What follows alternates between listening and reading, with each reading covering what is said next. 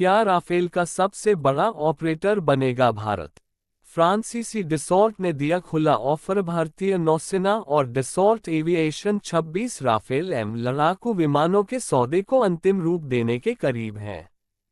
Dassault को उम्मीद है कि अगर उसे medium role fighter aircraft (MRFA) के तहत 114 लड़ाकू विमानों की आपूर्ति का अनुबंध मिलता है तो भारत राफेल लड़ाकू विमानों का दूसरा सबसे बड़ा ऑपरेटर बन सकता है। पहले पर फ्रांस खुद है। डसॉल्ट एविएशन भारतीय वायुसेना (IAF) में फ्रांसीसी मूल के लड़ाकू विमानों के लिए उत्तर प्रदेश में एक मेंटेनेंस, रिपेयर और ओवरहाल MRO फैसिलिटी स्थापित कर रहा है।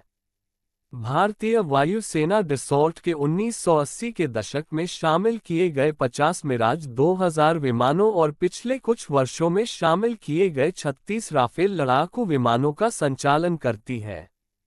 अगर डसॉल्ट एविएशन की यह इच्छा पूरी हो जाती है तो ये सभी डिफेंस डील में सबसे बड़ा होगा। इससे भारत के राफेल बेड़े में 176 जेट विमानों का विस्तार हो सकता है। इसका तुलना में फ्रांसीसी वायुसेना 185 राफेल को ऑपरेट करती है, जबकि फ्रांसीसी नौसेना के पास 46 राफेल एम हैं। अगर रक्षा अनुसंधान एवं विकास संगठन DRDO द्वारा बनाए जा रहे ट्विन इंजन डेक आधारित लड़ाकू विमान से पहले भारत का दूसरा विमानवाहक पोत सेवा में आ जाता है तो भारतीय नौसेना की आवश्यकता भी बढ़ सकती है।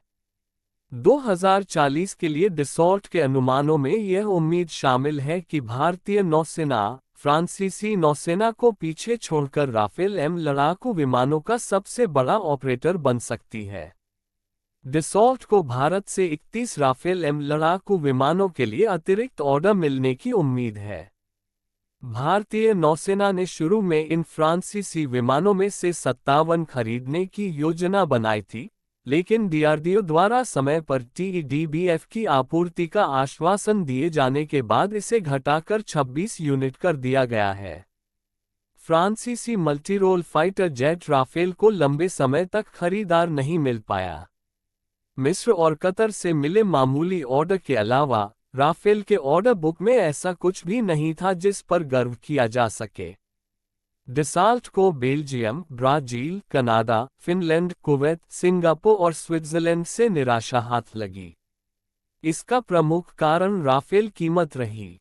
जब दुनिया की चौथी सबसे बड़ी भारतीय वायुसेना IAF ने 2012 में यूरोफाइटर टाइफून के बजाय राफेल को चुना तो इससे फ्रांसीसी लड़ाकू जेट के लिए ऑर्डरों की बाढ़ आ गई। तब से UAE ने 80 राफेल के लिए एक ऐतिहासिक सौदे पर हस्ताक्षर किए हैं। राफेल के पहले प्रोटोटाइप ने 19 मई 1991 को उड़ान भरी थी और पहला राफेल F1 ठीक एक दशक बाद 18 मई 2001 को फ्रांसीसी नौसेना को सौंपा गया था। दोस्तों, इस पर आप लोगों की क्या राय है कमेंट में जरूर बताइएगा। धन्यवाद।